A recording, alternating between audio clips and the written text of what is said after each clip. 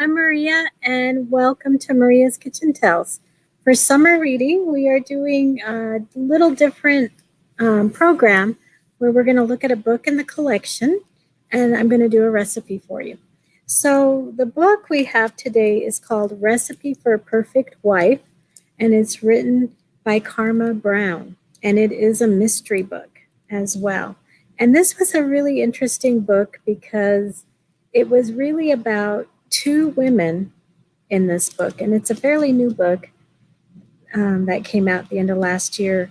And these two women, the first woman is Alice, who you get to meet, and she is in our time period, and she is having a bit of a struggle in her life and the changes that she's having and in her marriage. And she ends up buying a house with her husband in the suburbs outside of New York City, which is where she's from and where her home is. Um, and then she's now stuck in a house without a job, and it's a fixer-upper house, so it needs a lot of work.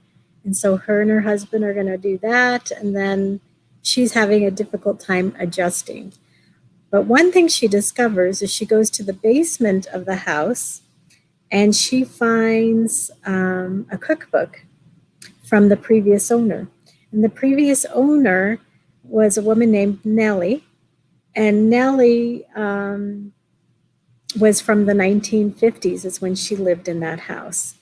And she had sort of like she was living two lives, is what is kind of what was going on in the book. She ended up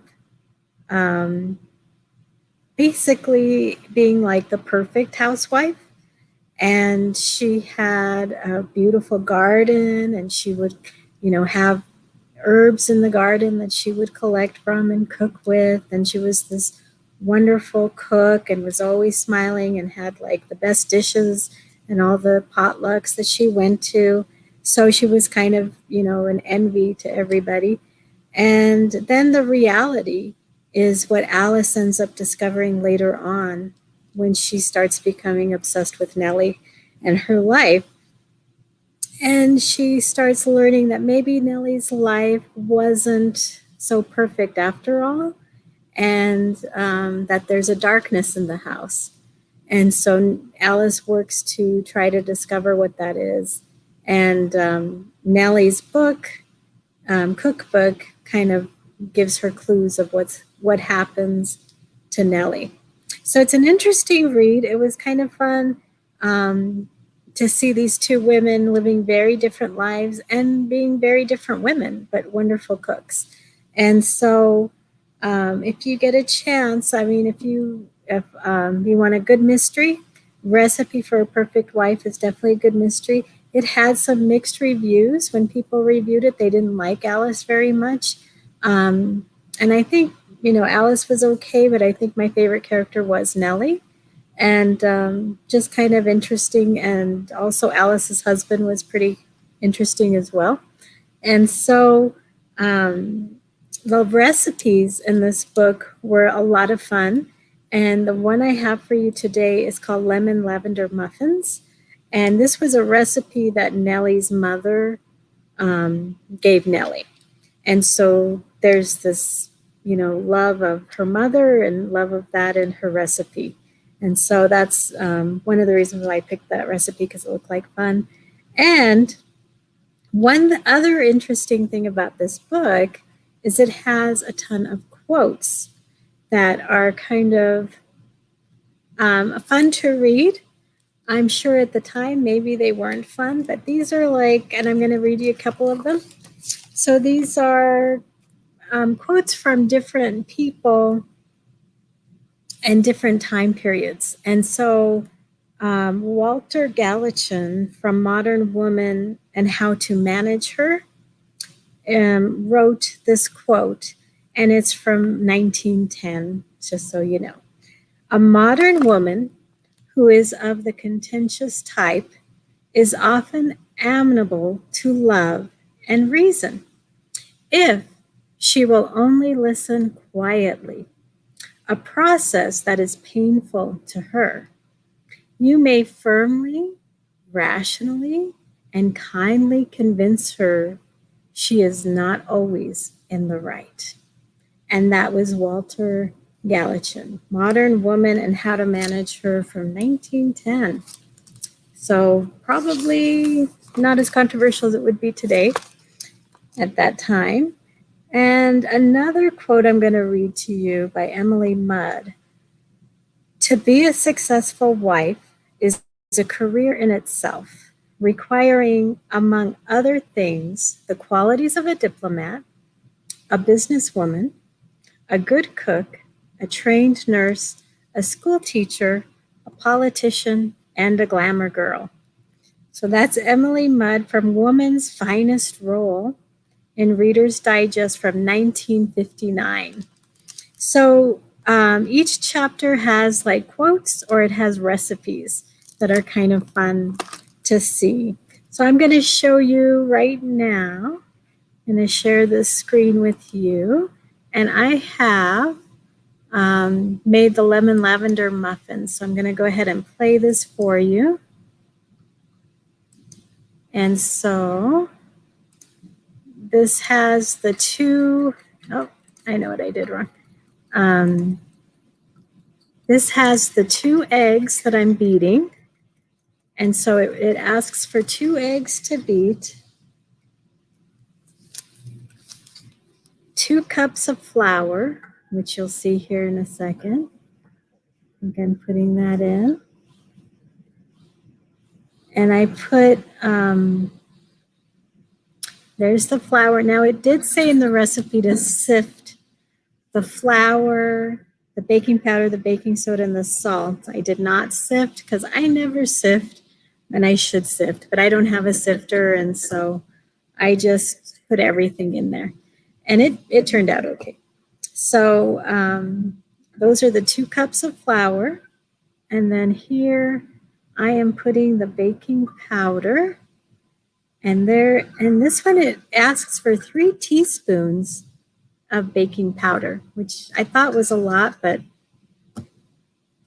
this is what the recipe said. So I try to stick to the recipe. And then this is 1 teaspoon of baking soda. And that's what I'm putting in there right now. And then one thing, you're going to mix that together, but you're also going to put in 1 cup of sweet milk. Now I just put 1 cup of milk. I didn't put any sweet milk. I don't know what the sweet milk from the 1950s would have been. I didn't think it would be sweetened condensed milk or anything like that. So I just put in milk. And then it asks for 1/2 teaspoon of salt. So I put that in. And then one thing I thought was interesting, and maybe because it asked for the sweet milk and I just put regular milk. It doesn't have a lot of sugar in this recipe. So the muffins are not super sweet, but it did ask for 3 tablespoons of honey. And I thought that was interesting because I've baked a lot of different things, but I've never actually used honey in my baking.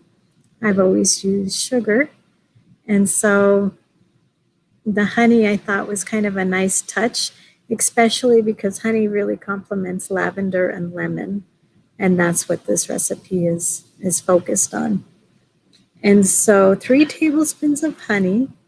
And then what it wanted also was 3 tablespoons of melted butter that was cooled. So I had put 3 tablespoons of melted butter in the microwave and cooked that, and then I let it cool for a little bit in there.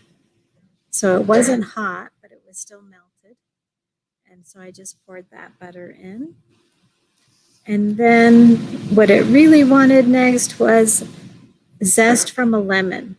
So as you can see, I have my zester there by the microwave and the lemon, and I actually zested that entire lemon and got all of that in there. It smelled really good once I put the lemon and the honey and the lavender in there, it actually smelled really good. And then we have about 2 teaspoons of lavender buds is what I put in next. And the lavender you can get at health food stores. They'll have like bags of lavender that you can use in your cooking. And you definitely want to make sure, you know, this is lavender that's been grown without any pesticides. It's organic, so it's safe to eat.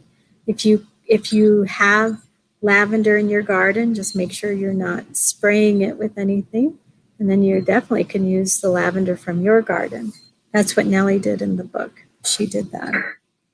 So you're going to mix all of that together, and I just put the lavender in so you can see it's in there, and it's all ground up. And so I grounded up all the lavender in a mortar and pestle. And so you're going to bake it in the oven, and it's set to bake it for 375 for 20 to 25 minutes. And I put them in muffin tins. And I thought what was interesting was 25 minutes seemed like a long time. So I did it for 20 minutes, and that might have even been too long. I think it would have worked fine if you had done it possibly even 15 minutes. So this is how it turned out. I'm going to show you this other one too, because it seemed kind of like a little darker than what I was kind of expecting. And I think that's just because it was for 20 minutes in the oven. And the oven had been preheating, so it was pretty hot when I put it in. And so with the muffin, I just think maybe if you set it for 15 minutes and then check on them, see if they're getting a little, and then when you push it in, it's supposed to spring back. That's when you know it's ready, or you stick a toothpick in there, pull it out. If it's clean, then you know it's ready. But the recipe isn't super sweet, which actually I kind of liked a lot. And it did need a little bit more sweetness. And so what I decided to do is to kind of dress it up a little. So I made a little icing out of powdered sugar. So I got powdered sugar, and then I used lemon juice. So it has the powdered sugar and lemon juice that I put in a bowl. And so basically, if you've ever made icing with the powdered sugar, it does not take very much liquid to mix all of that up, and then you have a nice icing that you can put on it. So I probably put about a tablespoon of lemon juice, and it was the fresh lemon juice from that lemon that I used for the zest, and then about a cup of powdered sugar. You just mix that really well together, and it gave it a really great flavor. And it kind of, for people who want your muffins to be a little sweeter, this is all you needed really, because it was kind of the perfect balance. I think because the muffin without the frosting isn't very sweet, but it has a good flavor because of the lavender and the lemon that you can taste. And it's not a strong flavor. I think the 2 teaspoons of lavender, you could have put a little more, and you could have put a little more lemon zest in there if you wanted to give it a little bit of a stronger flavor. But it was kind of nice not to have, you have to be careful with lavender. You don't want to overdo too much, because the lavender flavors can be strong.